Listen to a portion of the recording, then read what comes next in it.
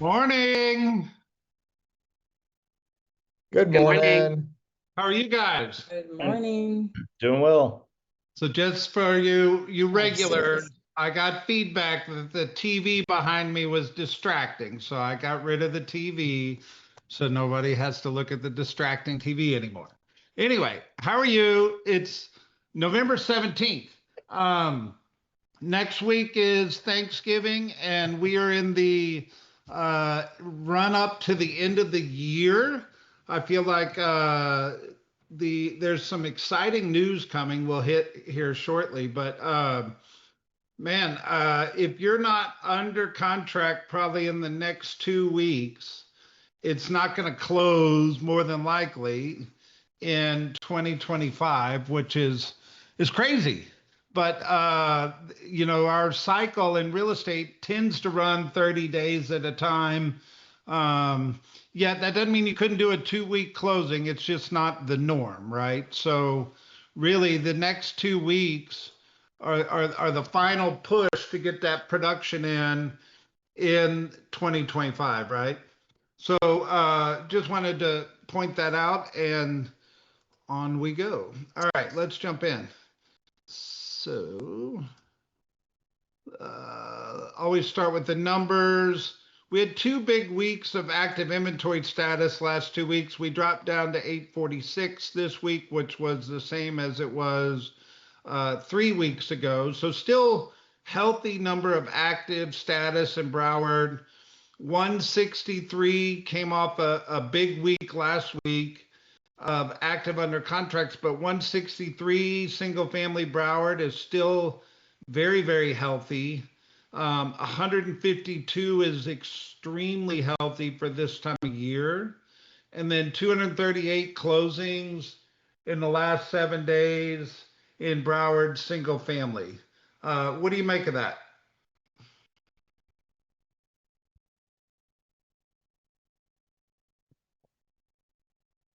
Y'all are overwhelmed by it? Great. Closings happen every day. Every day. But I just think like you can think that way, Van, and it should be encouragement to some going, man, I haven't had a closing in 2 weeks. Man, I can recognize that the market is moving. I also think it should be conversations with sellers and buyers and saying, look, we're still having a healthy number of transactions close on a weekly basis. And that should lead into consumer confidence, lead into lots of conversations, right? But we'll keep moving. Broward condo, 881, off a big week last week in active status changes. 88 went under contract. We had a run there for a while where we were triple digits in Broward condos, and then it's died down just a hair over the last week. But once again, 1 week total is not something to write home about. There's 105. We're holding in triple digits in the pendings.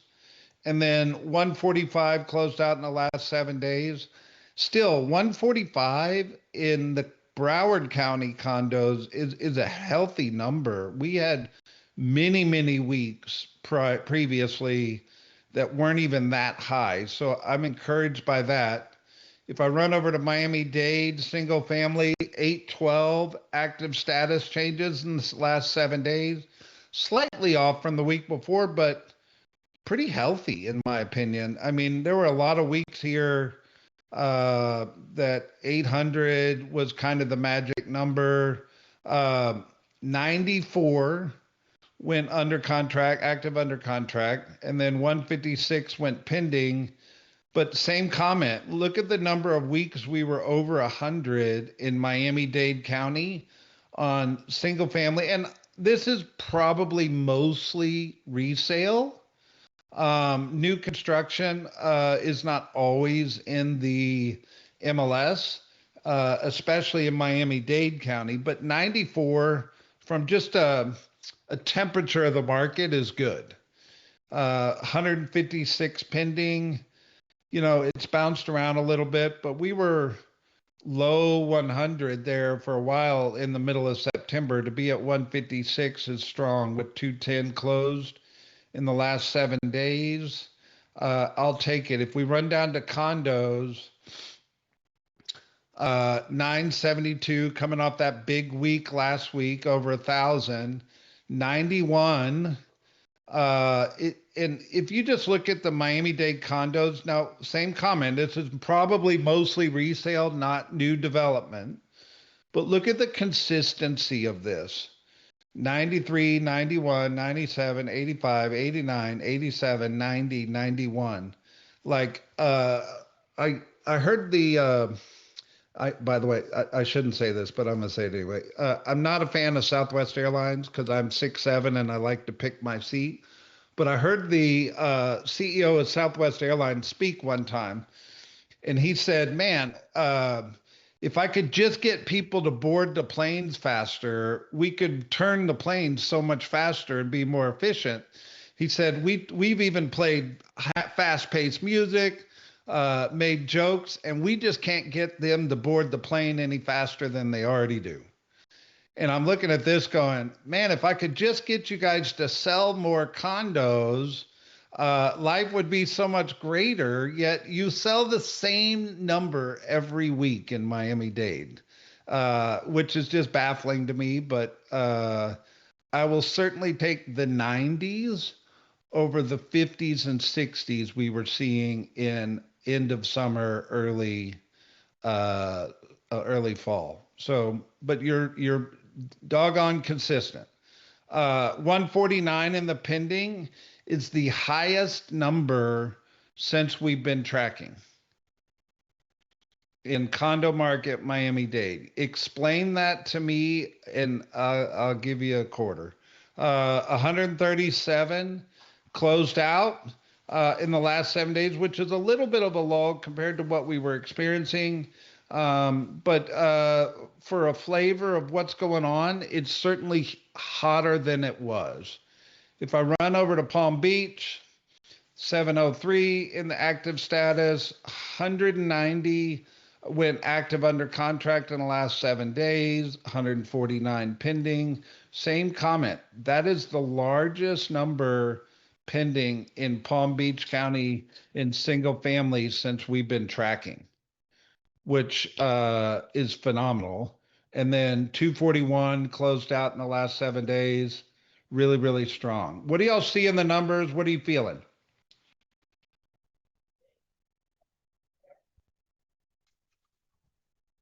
I'm looking at the bottom two lines. Okay, expireds and cancels.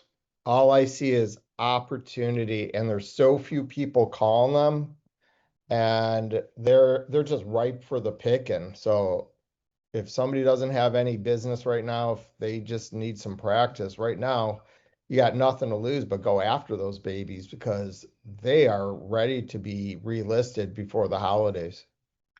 Yes, and I, as a leader, have to say in a TCPA friendly way, go Oh, of after the course. expired listing. But yes, um, so this is interesting. I saw this article this morning, and Lawrence Young, if you've ever seen him speak, is a very personable economist, which usually don't go in the same sentence. However, I agree with his sentiment here. He believes there's going to be a small boom of real estate sales right now, now that the government is back open. And he said we're going to see a brief bump in home sales after the government shut down. And I mean, I think we were already experiencing a little bit of a boom. But nonetheless, I think there is consumers that were distracted by media, and you couldn't turn on a television or read a news article that wasn't talking about the government shutdown for a month and a half. And now that that's over, I think it's going to cause people to move into a consumer confidence.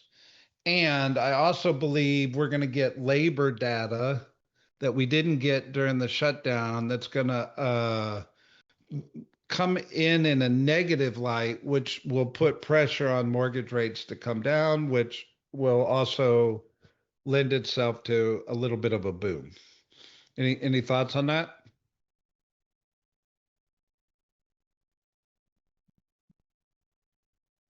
Not everybody at once. Y'all are very talkative this morning. I think they I mean, I feel celebrated like it's coming Thanksgiving. back. Huh? I feel like buyers are coming back, so I feel it too. Yeah, for sure. I feel really optimistic. I say that cautiously because there's lots of factors, but I feel like first quarter 2026 is going to be pretty strong. I feel like the buyers are going to come out of the woodworks first quarter 2026. But I also feel like we're seeing a little bit of it now. Well, Nicole and I did an open house this weekend, both days, Saturday and Sunday, and it's the most people I've had at an open house in months and months. So many people were coming through. I love that.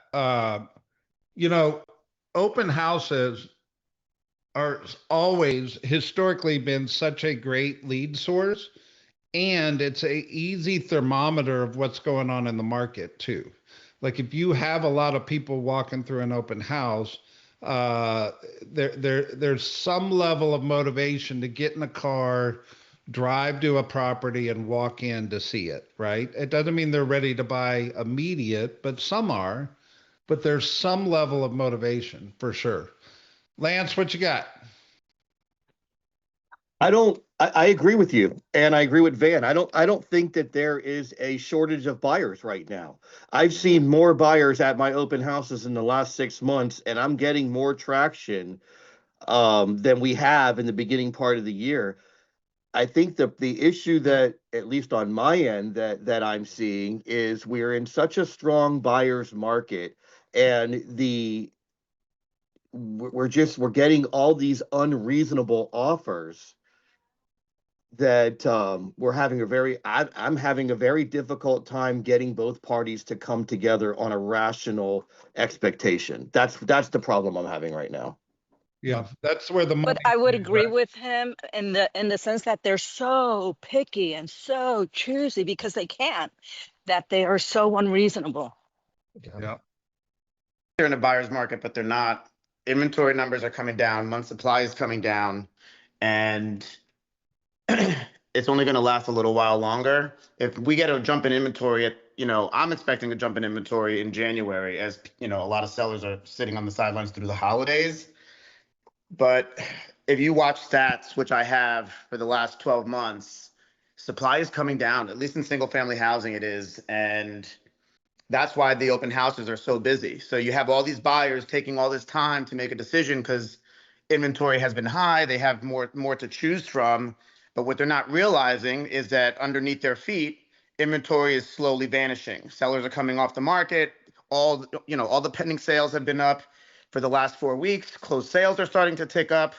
So it's only a matter of time before that pendulum swings to the other side. At least that's what we're feeling. Yep. Daniel makes a great point, because after we just went under contract on one of my listings, all of a sudden I had 4 realtors blowing up my phone, and they all had the same sentiment. Oh, my buyer waited too long to make a decision. Are you taking backup offers? And in my mind, I'm thinking, damn, if you would have just called me and let me know your buyer was on the fence, it would have been a hell of a lot better to have 4, verbal negotiations going on than the one that we got, Yeah. What's interesting, this conversation, there's a product I've looked at for a long time. We haven't pulled the trigger on it because it's not inexpensive, but it's a product called Final Offer. And Final Offer has a little bit of offer transparency. And maybe this is a conversation we have with y'all's ALCs, if this is something we want to look at for 2026, because it solves some of this challenge around offer transparency in a sense. And it also has a little bit of a private listing network feature to it. But it only works if we do it at scale. Like, it doesn't make sense for one agent to go buy it. We would need everybody to be on it. But I'm going off on a tangent, but anyway, we're moving on. All right. Wait, real quick Yeah. before you move on. Just I want to thank you, by the way, because you taught us something at Funky Buddha when you were in town last week. And the following day, I immediately put it into action. That was, I believe you called it a reverse offer. Yes. Worked like a charm. I mean, I'm almost scared because I wonder if we, undervalued our offer, but it was the sellers were okay with it, and Yeah. it worked like a charm. We literally were under contract by the end of that day. So thank you for that. There you go. Helped you sell a house, Lance. I appreciate it. What a reverse offer is, just so everybody understands, is instead of waiting on a buyer to make an offer, the seller goes ahead and makes an offer to the buyer in writing. And we can get into that more in the future, but it's a very strategic strategy to move some of the inventory. All right. Fraud. Um, Look, I don't like talking about the negative stuff, but I also think that this industry updates about all things good, bad, and ugly in real estate.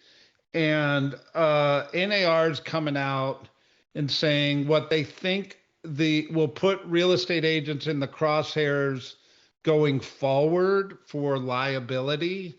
One of which is AI missteps. So they're talking a lot about like how do we manage risk, including fraud and technology compliance, as E&O insurance claims rise. We're going to keep our eye on it, obviously, and bring more information. But bottom line is, our industry does have a level of risk management to it. So I know when you guys get frustrated with compliance and you guys get frustrated with brokerage check boxes, please call Richard Bass, not me. I'm kidding. But there's a reason we do a lot of what we do to protect you and the brokerages. So just FYI, I think AI is new to our industry, as it's new to business in general, and there's some potential risk mitigation things around AI that I think is probably starting to show up.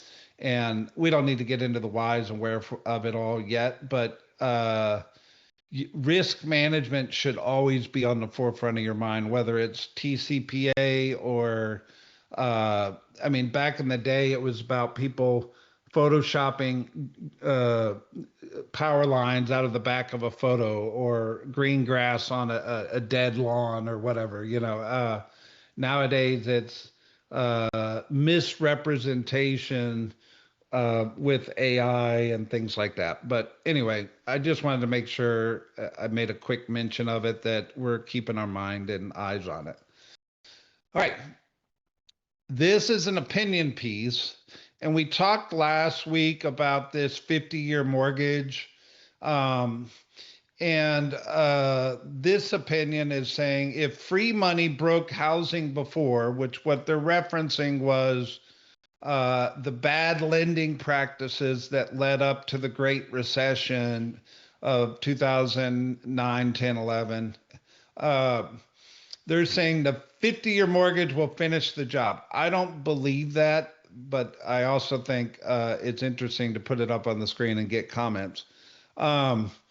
They are saying that the 50-year mortgage, being free to too much of debt is key. In my opinion, it's a gimmick. If it's put into place, would hurt the consumer and possibly the economy on a long-term basis. I don't know that I 100% agree with this, but there's no such thing as free money. I do think they lent money to people that shouldn't have received loans in the past. Yet a 50 mortgage is still going to be backed by Fannie Mae and Freddie Mac and all the big guys. So it's not a subprime loan. What's y'all's opinion? I would love to chime in here. So I think it's not so much about the 50-year mortgage that I'm paying attention to. What I'm discussing with my team is that banks are starting to look to loosen up their guidelines. I think that's the bigger picture.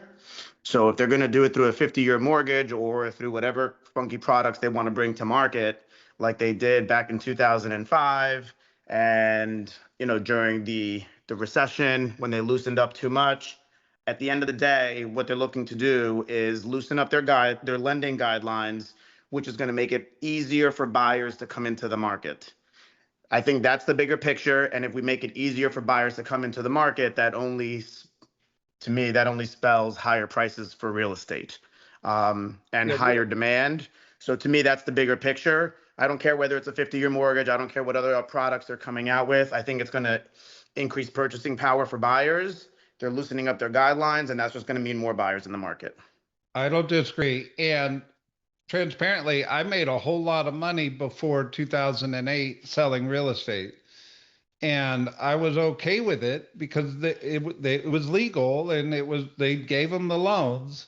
And then that money I made, maybe I paid the pauper in 2008, 9, and 10, and the money I didn't make.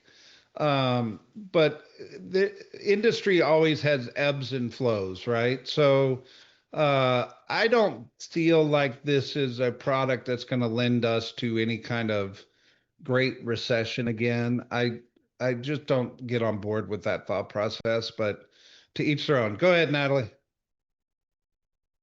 I have been kind of making sure I have a good lender and that he is going to guide my people the right way, because maybe there is a point where maybe someone plans to be in their house maybe only 5 years, and at that point who cares if it's a 50-year mortgage or 30, and because he'll pay less, you know what I mean? Like for me, it's I'm having less of an opinion and making sure that my mortgage is more well informed, because everyone has different um a different need. So it could be great for someone that's flipping, that they want a year in, they don't care that's only interest because they're going to pay $500 less. The IRR makes more sense. So that's what I was kind of handling it. I like that. All right, Lance, and then I'm gonna move on.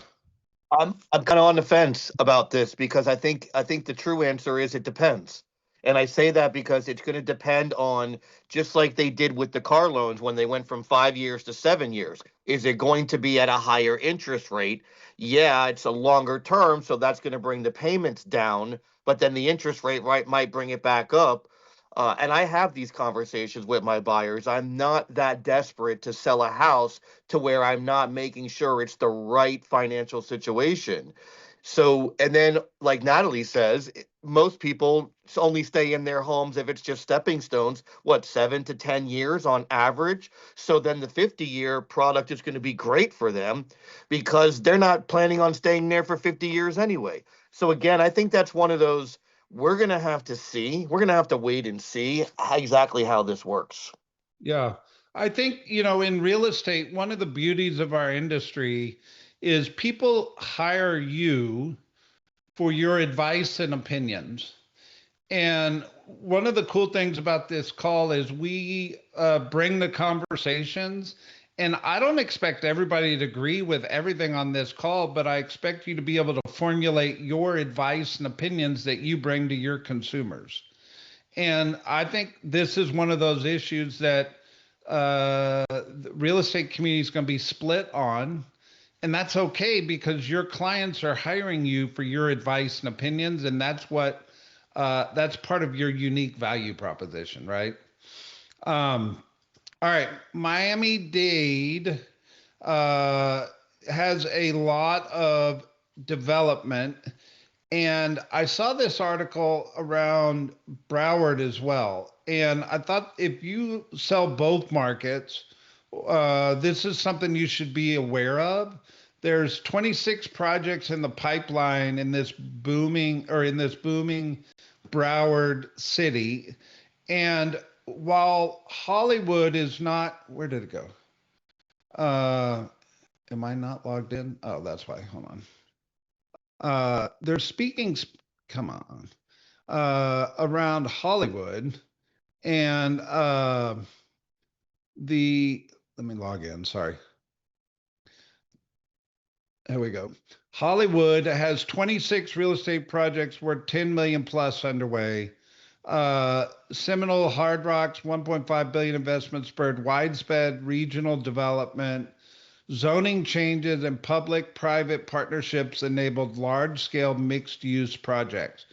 So this is something, if you sell in those markets, you need to familiarize yourself with. It may not be all residential. It's going to be a lot of commercial as well, but you need to be able to talk about the area and the development and what's going on. So I would encourage you to read this, pull this article down on Circle, read this, because it's basically saying Hollywood, like other cities across South Florida, have also increasingly leaned into public-private partnerships to finance and develop major works. There's a lot going on. The Gaia Residences, 1818 Park, Eterna Residences. There's just a lot, and it's not worth me going one by one on this call. But if this is part of your market, you should probably download this article and familiarize yourself with it. Got it? So Luke Benton, if you've never met Luke, Luke runs all the stats and stuff behind the scenes. And he sent me a whole bunch of pictures today. And I'm like, how am I going to show pictures on this call? So anyway, I put it in a Google slide. So this article came from National Association of Realtors. And it says the top destinations in the U.S. for foreign buyers. Are you surprised? You shouldn't be. But what I think you should be surprised at is the percentage. That 21% of the foreign buyers are coming to Florida. That's a big percentage. With California and Texas being 2 and 3, and then New York is actually, I would have thought New York would have been much higher. But there's, I could make a statement here that 3 times the number of foreign buyers come to Florida than New York. And if that math holds true, that's an accurate statement. Brett? Yeah. Thank you. On that, do we have a drill down into counties in Florida and home type, like condo or single family? You've got Luke on speed dial. Feel free to push on it. It's all he sent me this morning. That's all I got for the call. Thank you. All right. Next slide says, here's a mortgage comparison on a $420,000 median price home at the different years. So if the rate was 6.3 on a 30-year, 6.6 on a 40-year, and 6.8 on a 50-year, what does the monthly P&I look like? It's not a crazy amount of savings, but I do believe the purchasing power is greater. And I think everybody keeps putting these charts together to try to dispel what a 50-year mortgage looks like. But the interesting thing, which I hadn't seen before, is how many years does it take to pay off half the loan? So on a 30-year mortgage, to be halfway through the equity is 21 years. So on an amortized loan, the majority of the interest is put on the front end of the loan and it tailors down over time. So that last 7 years of the loan that is mostly principal going way down fast, where it takes 30 years on a 40-year mortgage to pay off half the loan, and it takes 40 years on a 50-year mortgage to pay off half the loan.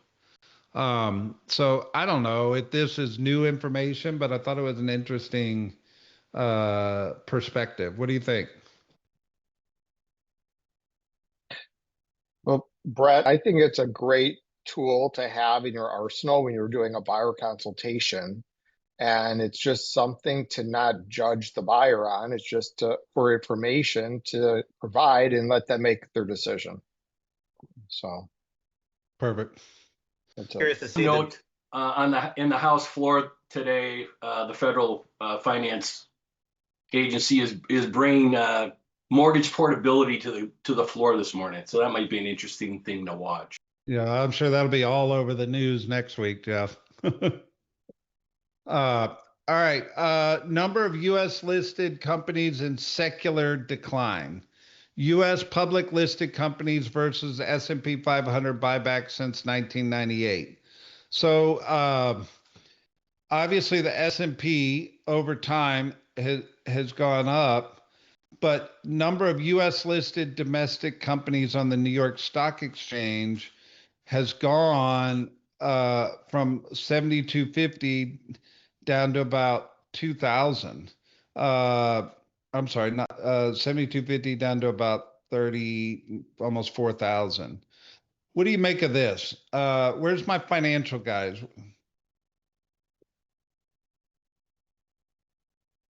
I'm a financial guy and I did not know that. A little embarrassing, actually. Okay. Hmm. We'll post it. I don't, full disclosure, don't have enough information about this. Luke sent it to me this morning, so I said, I'll stick it up and see what anybody says. I have heard that like becoming a publicly listed company has just gotten so difficult that I mean it's almost like you have to be, you know, up there and then you have to be invited to the party. You can't just get your company listed that easy. Yeah. 100,000 salary in 2000 had the same buying power today as 187,000. That means 100,000 in 2025 is about the same as 54,000 in $2,000. $2,000. It's about the same as a salary of 54,000 in the year of Yes. 2000. Yes. So from the wage growth perspective, not specifically wage growth, but buying power. Like somebody had to make $100,000 today to have the same buying power that somebody making 54,000 had in the year 2000. Which was like a starting salary out of college. Kind of crazy. All right. Well, there's a couple other photos that we can put in there, but I wanted to put this last one up here real quick, and then you can look through the rest. The nation's largest home builder has introduced a mortgage incentive program that drops introductory rates below 1% for qualified buyers. On a $4,000 home with a 10% down payment, the typical amount for a first-time home buyer today, that could amount to nearly $1,000 in savings per month in the first year. I think builders, developers, I don't think luxury specifically, but I think medium price point builders and developers are going to do crazy incentives going forward because they're nervous and they're looking to move inventory. So be aware.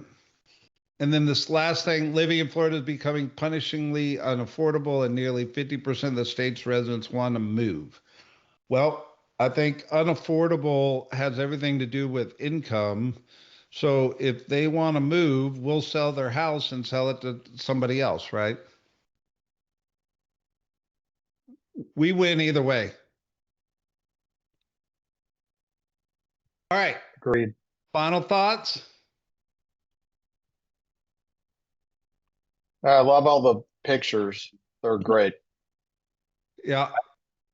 There you go. A little bit about the buyers. I had a buyer say something interesting to me because I was asking them, I was like, why are you buying when, you know, you're paying almost double what you could if you rented a place? And they just said, we're good with it now and we want to build equity and we feel the appreciation is going to come. So we're just trading, you know, they're selling their old house and buying a new one and they're good with the trade-off and the new rates. So rock and roll. Question. Yes, babe. Going back a few slides, what is buyback? What does that mean? With the Buyback. S&P thing? Van, what's buyback? You're allowed to buy back your shares. So if it's a way to push your stock price higher. So you can, and what's funny is sometimes they'll make an announcement of a buyback and then they don't actually do one. And the stock price goes up and everyone forgets about it because we've moved on. But yeah, you can buy back your own shares, like the company itself can buy back shares and make the share pool smaller so it pushes the price up. And they usually do that when they believe that the stock price is undervalued or that the company will be significantly worth more in the future. So they want to have the stock. They'll buy it at a lower price, assuming that it's going to go higher. When companies are buying back their own stocks, that's usually signs of a healthy market. Yep. Let me give you one more interesting FYI. Open Door Technology stocks up 1,200% in the past 6 months. So are they going to come harder at the market? Maybe.